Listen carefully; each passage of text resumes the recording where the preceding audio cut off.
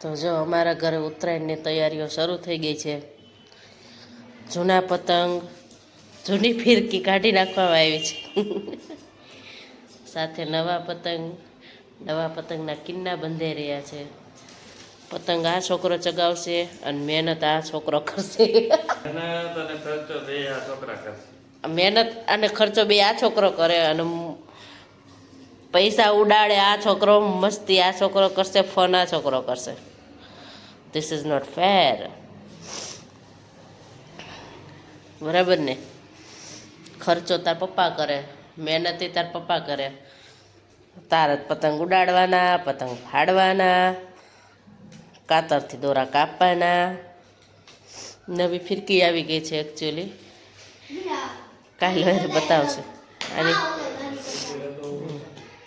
આની કરતા શું? હા, કાલે ચીક્કી આવી જશે. તો ભાઈ નવા વર્ષમાં ફર્સ્ટ વ્લોગ બની રહ્યો છે. હા, 2025માં વ્લોગ બનાવવાની શરૂઆત જ નથી કરી. આજે શરૂઆત કરી પતંગથી, શુભ શરૂઆત. બરાબર. તો ભાઈ જો બધા પતંગના કિન્નાની મહેનત થઈ રહી છે. પણ આ એના પપ્પા કિન્ના બાંધે ને પંથ બેઠો બેઠો જોવે. કિન્ના બાંધતા આવડતું નથી, ખાલી પતંગ ચગાડતા જ આવડે છે. બરાબર ને? હા, પતંગ ચગાવતા નથી આવડતું, શીખી જશે. કા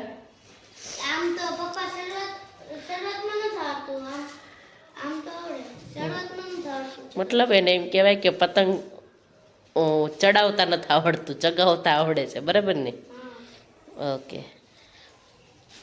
ચાલો. બધા કિન્ના બંધાઈ જાય ને એટલે કહેજો, ઓ ભાઈ સાહેબ ધ્યાન સે બીડું, ધ્યાન સે. તું પપ્પા ઉપર વિશ્વાસ કર માં, પપ્પા ઊંધા કિન્ના બાંધે. આમ જો, આમ જોતો તો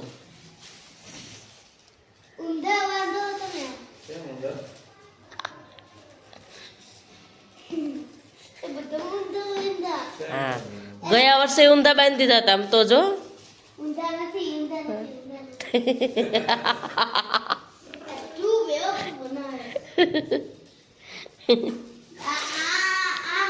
હા, ઓકે. મને ક્યાં પતંગ ચગાવતા આવડે છે? હું તો જાણતી હતી કેમ હોય, મને કઈ આવડતું જ છે નહીં. શું ભાવ પતંગ ચાલે છે અત્યારે માર્કેટમાં? 40 કા 50 એટલે એક પતંગના કેટલા રૂપિયા થયા? મિનિમમ 40 થી ચાલુ થાય. એટલે એક પતંગના કેટલા રૂપિયા થયા? મને ક્યાંય આવડે છે ગુણાકાર ભાગાકાર મેથ્સ? 8 રૂપિયા. હોય 8 રૂપિયાનો એક પતંગ. હોય અમને 1 રૂપિયાનો પતંગ નહોતો મળતો, પૂછજો. રૂપિયાના 2 ને સડસડિયા જ મળતા. કા આવા સડસડિયા બધા અમારી એજના હશે ને, બધા સડસડિયા જ પતંગ ચગાવ્યા હશે. અને એ માંડ મળતા હતા. 2 જ પતંગ મળે, 3 પતંગ જ મળે. હા, કોદળિયો દોરો. જાડું કપડું લેવાનું, એમાં કાચ નાખવાના બધા, પછી એને ખાંડવાના, પછી એનો ઝીણો ભૂકો થાય એટલે એને પાછા પતલા કપડામાં ચાળવાના. એ ચાળો કેવી રીતે? હાથ તો અડાડીએ કઈ નહીં. આમ અડાડી આંગળી તો વાગે નહીં. ના, ઝીણો ભૂકો થઈ ગયો એમાં ક્યાં વાગે? લે. પછી સાબુદાણા ની લુગદી બને, સાબુદાણા ઉકાળી. તો પતંગના માંડ પૈસા આપતા હતા, સાબુદાણા પૈસા કેવી રીતે મળતા હતા? સાબુદાણા બધું મળી જાય. સાબુદાણા, પછી ભૂકી કપડા ધોવાની, હળદર નાખવાની. એટલે ભૂકી એટલે કપડા ધોવાય ને. હા, પીળા કલરનો દોરો ખરો, હળદર કલરનો દોરો કરવા. હા, પછી એની લુગદી બનાવી ને પછી દોરી ઘસતા, પછી વગાવા. એક ભાઈ લાંબો હેલો જાય, ઉકળતું હોય, રબડો લીધું હોય કપડામાં, દોરી લેતો જાય. ઘરે તપેલું આપતા હતા ઉકાળવા? વાટકા હોય એવા જૂના ફાડી ગયેલા. તે એવડા વાટકામાં દોરો થઈ રહે? હા, એમાં લુગદી થોડીક જ બનાવવાની હોય એમાં તો 2 વાર બનાવી 3 વાર બનાવી એમાં ક્યાં લાઈટ બિલ આવતું મને તો પછી લાકડા ગોતીને ઉકાળવાનું જોઈએ ને ये क्या जुगाड़ है? ऐसा जुगाड़ करते थे देख પછી એનો ગટ્ટો બનાવતા ફિરકી તો કે હતી નહીં ગટ્ટો જોયો તે गट्टो એટલે હે गट्टो એટલે આ છોકરાએ ગટ્ટો નથી જોયો બોલો સીધા ફિરકી મોટાઈ થયા પછી પછી પતંગ લૂંટેલા હોય જગાઈ पिज्जा गट्टो આ રહસ્ય છે અમારું લૂંટેલા જ પતંગ ચગાવવા મળતા જ બટા पैसा तुमका आपका કોઈને નહોતા આપતા કોઈને એટલા બધા આવા કઈ ચાલી પતંગ નહોત કોઈને મળતા હોય ઉડાડતા હોય પછી લૂંટેલા હોય અમુક થોડાક આપે પૈસા એટલે લે હા તો ભેગા ઉડાડવાના પછી હા અને તે પતંગ લૂંટતા જોયા ગામડાના છોકરાઓને આપણી શેરી છે ને નીચે અગાસી તો હતી નહીં ધાબો તો નીચેથી ઉડાડવાનું જેનો કપાઈ બીજા લઈ લે સ્કૂલેથી આવીને દફતર ફેંકીને સીધા પતંગ લૂંટવા જ જતા હશે બોલ આવું હતું લે બોલ શું કેવું તારે અત્યારમાં આવા પતંગ ન મળતા તમારે બેઠા બેઠા જલસા જ છે એટલે વેલ્યુ નથી મારા દીકરાને એ સમયમાં આવા પતંગ નહોતા મળતા કઈ મળતું નહોતું આવી એક ચાંદ ભાળી જાય ને તો ઓહો હો ચાંદ હે એમ કહેતા અને પાસે ચાંદ છે એમ કહેતા તો અને આઈકમાં આવા જ બધા પતંગ હારા તો આવતાય નહોતા સળિયા આવતા હતા નકરા નકરા પ્લાસ્ટિકના એડવર્ટાઈઝ કરી હોય વિમલની પાન બહારની કા પાન કિંગની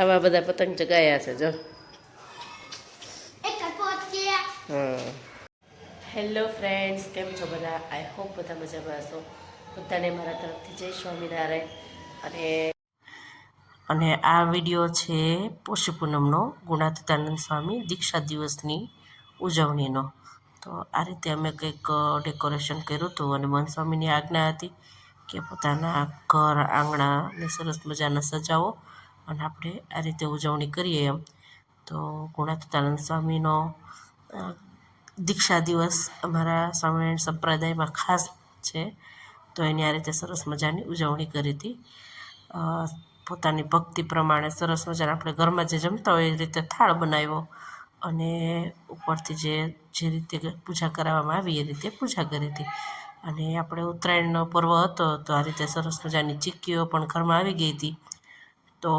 ચીક્કીને બધું મૂકી અને તો ભગવાનને ધરાવ્યું હતું તો જુઓ તમે અને પતંગને બધું મૂકી અને આ રીતે ડેકોરેશન કર્યું હતું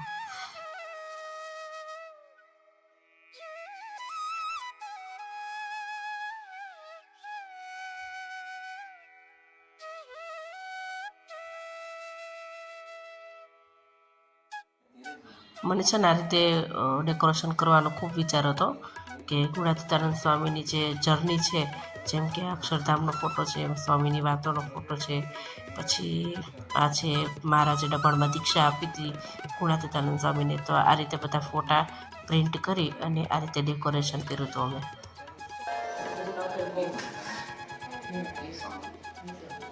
આપને કેવી કરુણા આ બ્રહ્માંડમાં આપ પ્રગટ થયા અને અમારા માટે પ્રગટ થયા અમે કલ્પના પણ નહોતી કરી એની પ્રાપ્તિ આ જન્મમાં અમને થઈ ગઈ છે આ સત્રમાં અમે આ પ્રાપ્તિનું ભરપૂર જ્ઞાન પામ્યા છીએ સ્વામી અમને હવે સમજાય છે કે પ્રાપ્તિનો આ વિચાર અમારા માટે આનંદના દ્વાર ખોલી નાખે એવું છે જો થોડા વિચારમાં આવું સુખ આવે છે તો રોજ આ વિચાર કરવાથી કેટલું લાભ થશે હે મહાન સ્વામી મહારાજ આપે 15 મિનિટ પ્રાપ્તિના વિચારની જે આજ્ઞા કરી છે એ રોજ કટકો રાખીને નિયમિતપણે અમારા અંતરમાં પ્રકાશ કરજો એ જ પ્રાર્થના છે. મન ઇન્દ્રપુર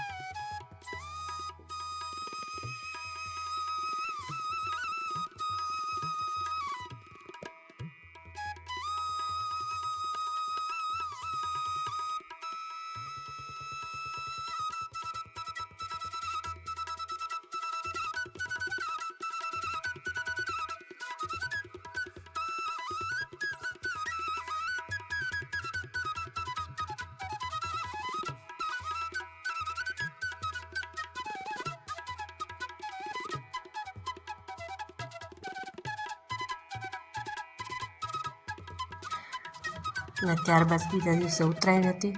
તો ઉત્તરાયણના દિવસે પણ અમારે જોળી પર્વ હોય.